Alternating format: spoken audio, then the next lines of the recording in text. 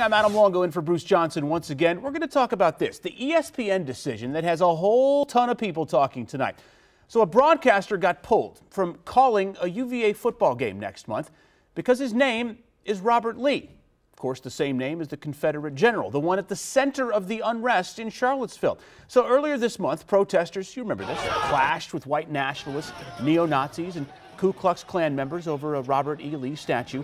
One woman was killed after being run down by a car. 2 state police troopers died in a helicopter crash. Now, according to some reports, ESPN didn't require that Lee, there on the left, change his assignment, but apparently he was more comfortable doing it.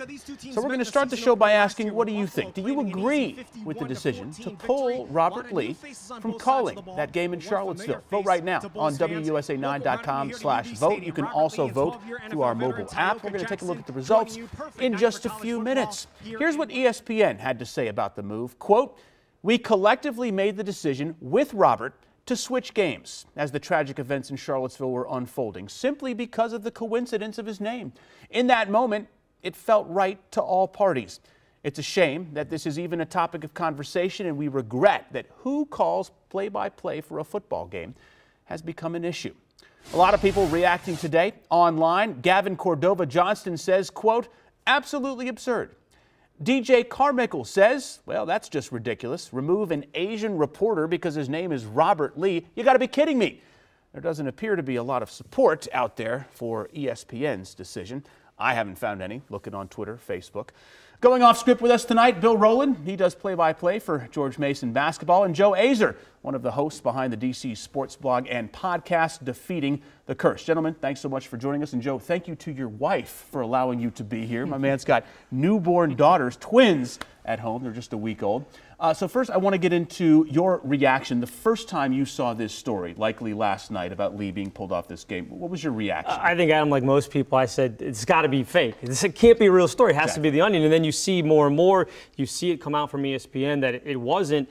And you're just stunned because, to me, it makes no sense that they're making this. It ends up being a bigger deal than it needs to be because he's not a descendant of Robert E. Lee, the Confederate general. He has no connection to it at all. It's just a weird coincidence that his name happens to be Robert Lee, and he happened to get assigned a UVA football game weeks, probably months before any of this stuff happened, yet they felt like they had to make the switch. Why? Because they were worried about internet memes and people making fun of him on the internet. Doesn't make any sense. Joe, your reaction, and a lot of people say kind of political correctness gone way too far. I mean, far, far, far off the deep end here. This just doesn't make any sense. I mean, we run a sports podcast, and we've been bombarded with people wanting to talk about Robert Lee, the Asian broadcaster, and the Confederate general, for that matter. But to Bill's point, there's no correlation here. There's no connection whatsoever. And frankly, this is another example of ESPN doing some things that make people really scratch their head and say, hey, what's the reason behind this? Like, is there a larger agenda behind this? Because frankly,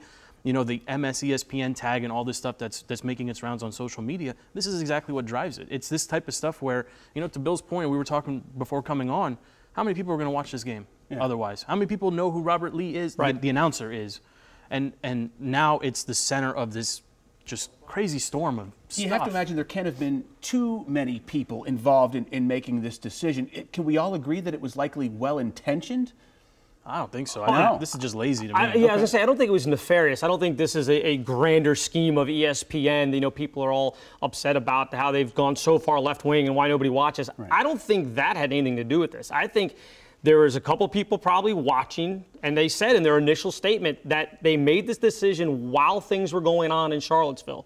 So they didn't even take the time to step back and go, what is this going to mean? If we pull him off this game, does that elevate the conversation nationally that we're having about, you know, white supremacists or statues or anything else? It doesn't. So why make this a bigger deal? They've now made this a bigger deal than it needed to be. Now, put yourself in Lee's shoes, and you're given the option here.